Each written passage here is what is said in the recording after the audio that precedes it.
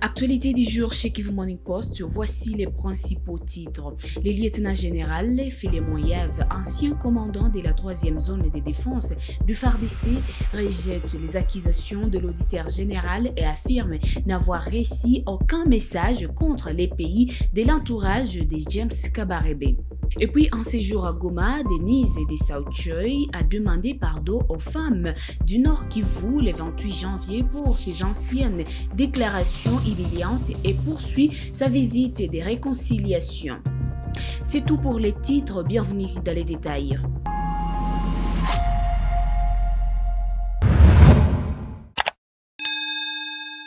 Le lieutenant général Philémon Yav, ancien commandant de la 3e zone de défense des FARDC, rejette les accusations de l'auditeur général et affirme n'avoir reçu aucun message contre les pays de l'entourage de James Kabarebe. Le 27 janvier 2026, la haute cour militaire de Kinshasa a auditionné 4 généraux du FARDC dans le procès opposant l'auditeur général au lieutenant général Yav. Poursuivi pour trahison et incitation à des actes contraires au devoir ou à la discipline. Mais si je peux donner une précision. Votre honneur, je suis en Angolo, ça fait presque plus de 3 ans. 4 ans maintenant. J'ai été mis en prison pour avoir montré à Chilmouane les messages de James en provenance, j'attends ici les autres James Kabarebe, les autres Senkoko, je ne sais pas quoi retenir, qui dit où le Chilmouane en arrive à plan et tout. Ce qui veut dire en français que il faut faire attention, ce Chilmouane là est en train de détruire notre plan. Et j'ai répondu que moi je n'ai jamais vu ça. J'étais à Rutshuru dans la délégation avec de la coordination avec le général Dani, qui était conseiller, et le général Mayala, tous deux conseillers. Ils faisaient partie de cette délégation-là à Rutshuru. Nous tenions des réunions, des fois c'est nous qui allons à Rutshuru, des fois c'est lui, Chilmouane, qui venait à Kiwanda, c'est ce que j'ai déclaré. Mais pendant qu'on était à la réunion, j'ai reçu un message anonyme. Parce que si vous comprenez bien, on m'a demandé si j'avais le numéro de Senko Kojeti. Je l'ai vu une seule fois à Omo Djawetu. Je n'ai jamais été en contact avec lui. Le message, j'ai reçu un message pendant qu'on était dans la réunion, signé Senko. C'est un message anonyme, signé Senko. Je l'ai encore déclaré ici, ce message avait le code 243 du Congo. Pendant que j'étais en réunion avec tout le monde, et je suis sorti, Chilmouane est venu vers moi, je ne sais même pas, peut-être que, je ne sais pas expliquer cela, Chilmouane est venu vers moi pour me dire, me demander, après la réunion à côté, pour me dire, moi j'avais quelque chose à partager avec vous. On est en train de m'accuser qu'on veut détruire mon nom, on est en train de m'accuser d'être en connivence avec, dans la guerre psychologique, d'être en connivence avec les FDLR. C'est lui qui était le commandant. Je lui ai dit, effectivement, quand on était en réunion, j'ai vu un message comme ça dans mon téléphone, signé Senkoko. C'est ce que j'ai répondu, mais le message qui dit ici que Général Yav montre là, ça, je l'ai dit et j'ai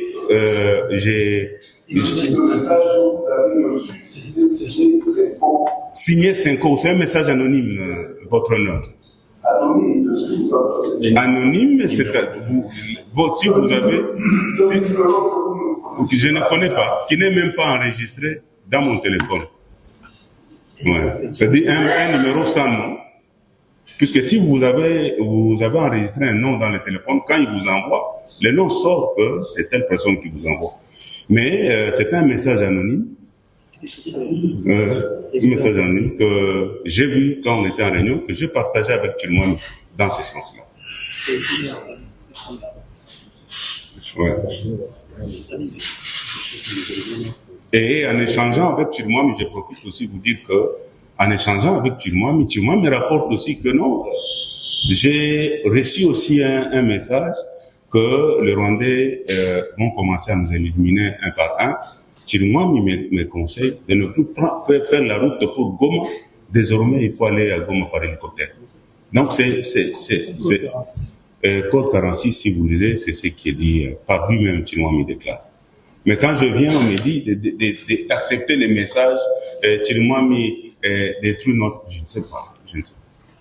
Même si j'allais dans l'hypothèse, si je prenais par exemple l'hypothèse dans laquelle le ministère public est en train de me forcer de dire des choses, votre honneur,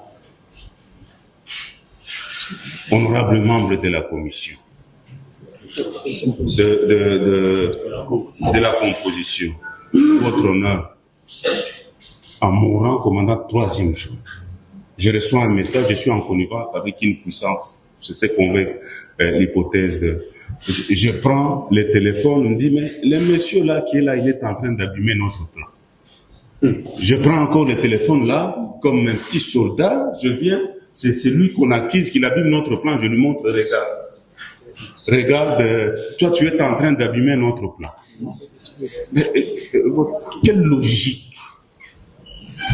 Je dis, votre... Denise Dessau-Choi, ancienne journaliste et candidate députée en 2023, est arrivée à Goma ce mercredi 28 janvier 2026 pour rencontrer les femmes du Nord Kivu. Elle leur a demandé pardon pour toutes ces publications humiliantes envers les femmes de l'Est de la RDC.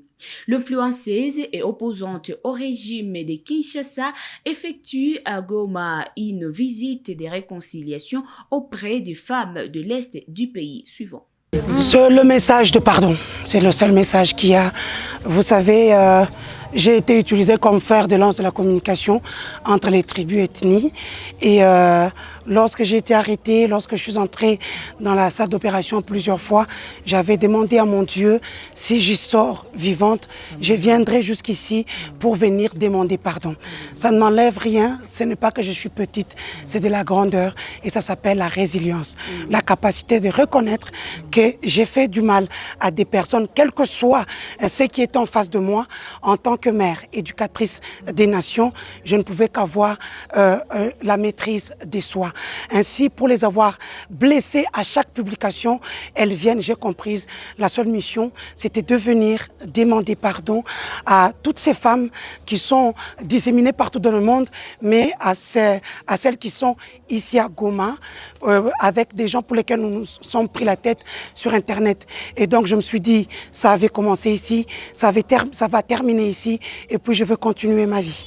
Le gouverneur du Nord Kivu, sous la SM23, a apporté une assistance à une centaine d'habitants du quartier Mapendo sur l'avenue Kisangani. Bahati Musanga Erasto a remis des tôles et des chevrons pour soutenir les familles de victimes d'un incendie qui a ravagé plusieurs maisons à la frontière avec la ville de Gisenyi. Suivez. Chantal Kanze, avenue Kisangani. Nyumba zililungula. Tulilunguziwa manyumba, tulilala nje.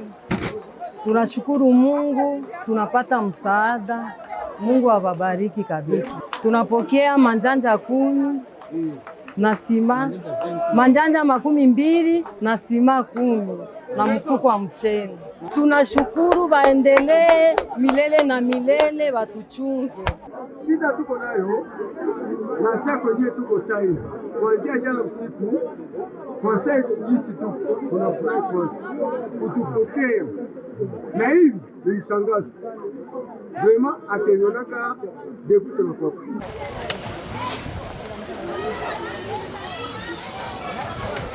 Tunawaletea kila familia nyumba yake kula, kila familia tutaipatia sosi vento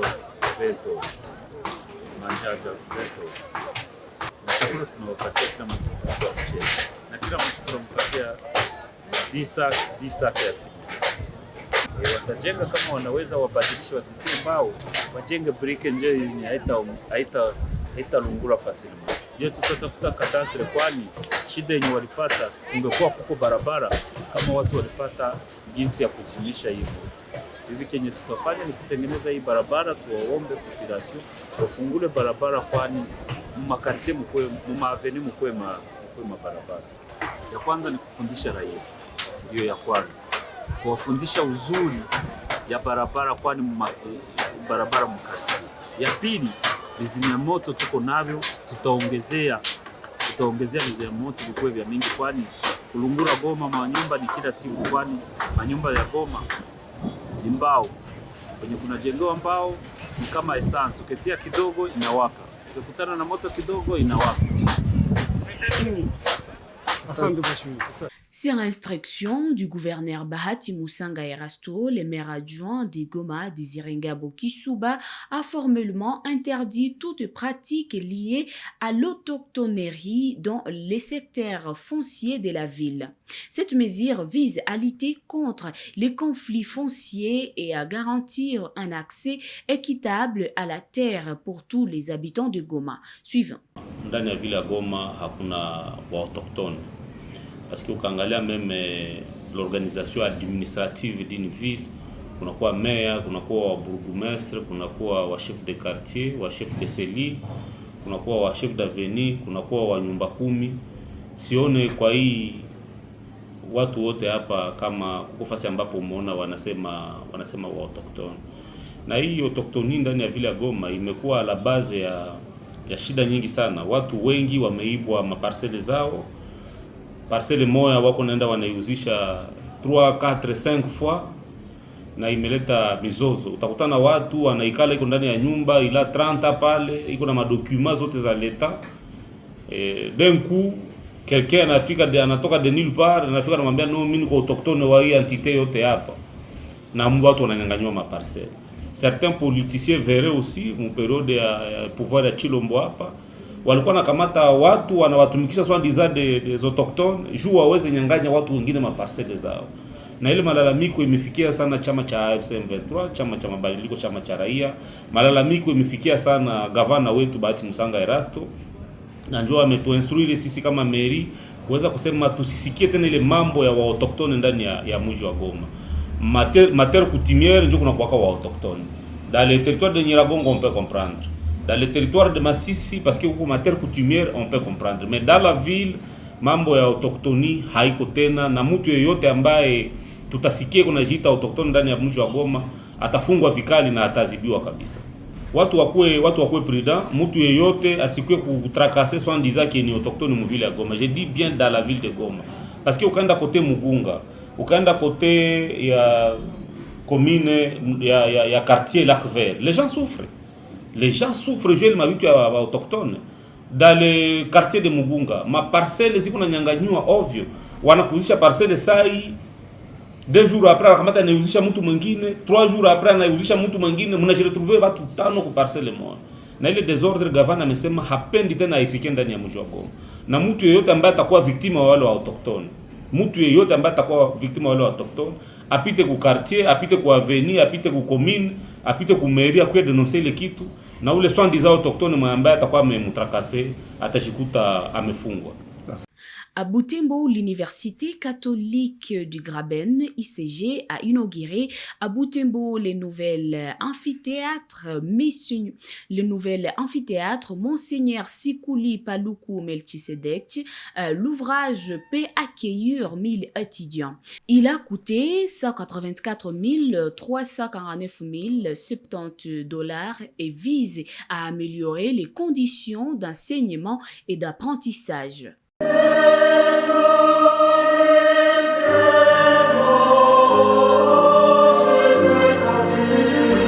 Tournez-vous son visage et qu'il vous accorde la paix. Amen.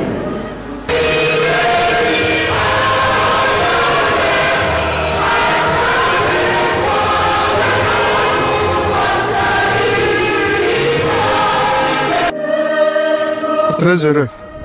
Nous sommes à l'horizon et je regarde vers l'horizon et l'amphithéâtre que je viens de venir, c'est un signe de progrès. C'est une bénédiction de l'œuvre qui a été initiée par mon prédécesseur de mémoire, Monseigneur Emmanuel Catalico, et de tous ses collaborateurs qui ont donné le nom à ce site de l'horizon. Et l'œuvre qui se développe concrétise cette vision qu'ils ont eue dès le point de départ, parce que on voit l'institution qui est en train de croître, le nombre des étudiants qui augmente et la qualité aussi. C'est ce que je souhaite et demande, que la qualité soit toujours au rendez-vous, conformément à la devise de l'université, enchaîne les supérieurs, donc aller toujours plus haut. Et c'est cela qui peut contribuer aujourd'hui à ramener même la paix et à travailler pour que la paix dont nous rêvons advienne finalement.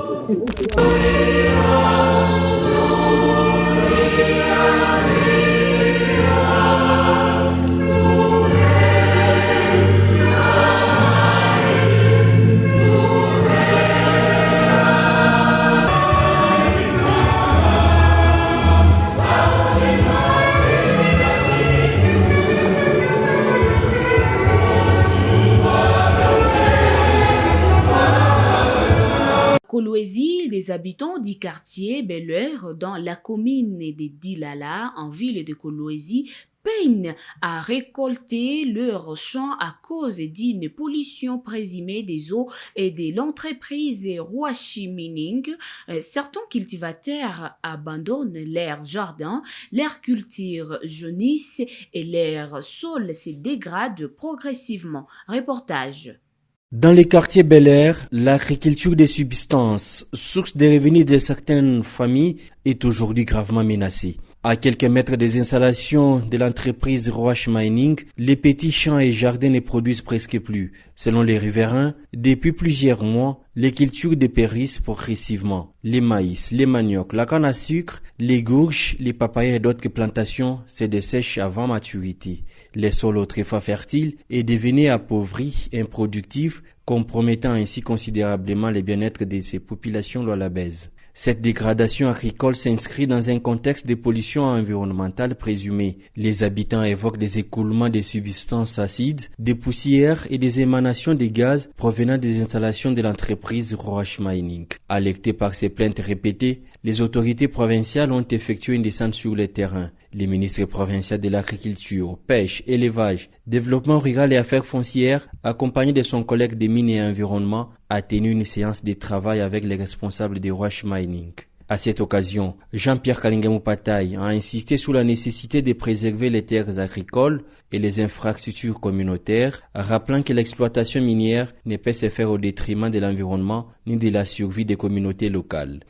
Nous ne pouvons pas dire non, les gens exagèrent. Non, ils n'exagèrent pas.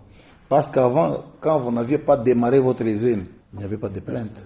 Maintenant que vous avez démarré votre usine, il y a des plaintes. Il a souligné que la protection des sols, de l'eau et des populations riveraines constitue une priorité pour le gouvernement provincial qui dirige Fifi Masuka Saini.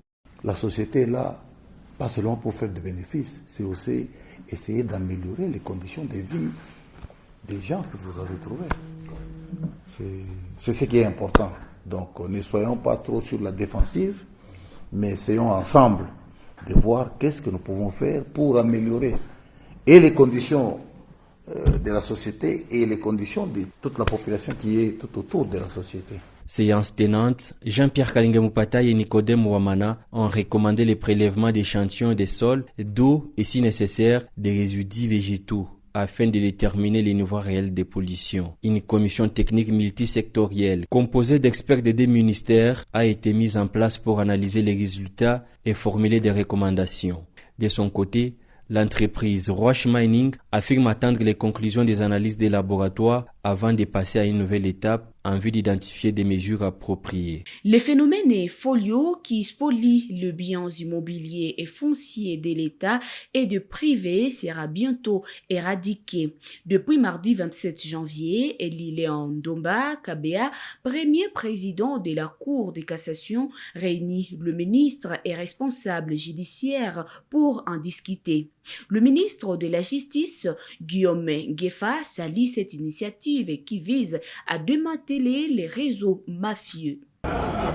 Comme vous le savez déjà, le président de la République et le Premier ministre avaient instruit les membres du gouvernement, les 4 ministères, d'explorer les voies et moyens pour adresser de façon définitive la question du folio, c'est-à-dire la question de la spoliation des biens immobiliers et fonciers de l'État ainsi que des privés.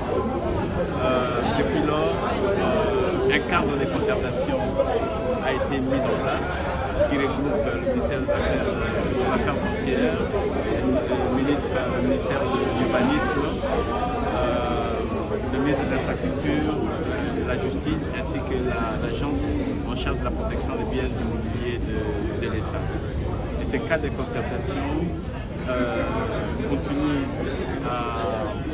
à déjà explorer les voies et moyens.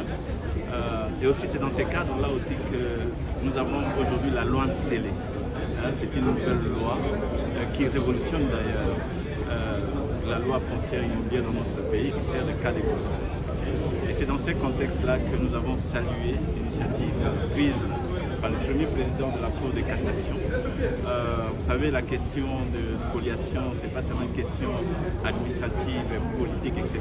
Il y a aussi la réponse judiciaire. Et ces cas de concertation à cette réunion nous a permis, nous du côté de la mise en œuvre de la politique gouvernementale en matière de lutte contre la spoliation, et le premier président de la Cour de cassation, de voir aussi comment on peut explorer les voies et moyens d'adresser ces questions-là définitivement du côté judiciaire. Nous avons salué l'initiative. Nous espérons que nous allons encore nous retrouver ensemble pour qu'il y ait une articulation entre la mise en œuvre de la politique, la mise en application de la loi scellée et les décisions judiciaires qui seront prises pour que ces décisions judiciaires puissent être en conformité avec la volonté du président de la République et sécuriser tout le monde sur le plan juridique, sur le plan administratif et sur le plan judiciaire quant à la question des biens appartenant à l'État et au privé. Merci. J'ai une question pour... C'est tout pour l'actualité de ce 28 janvier 2026 et c'est votre première fois de nous suivre. N'oubliez pas de vous abonner et d'activer la cloche des notifications pour être à la une des informations chez Kivu Morning Post.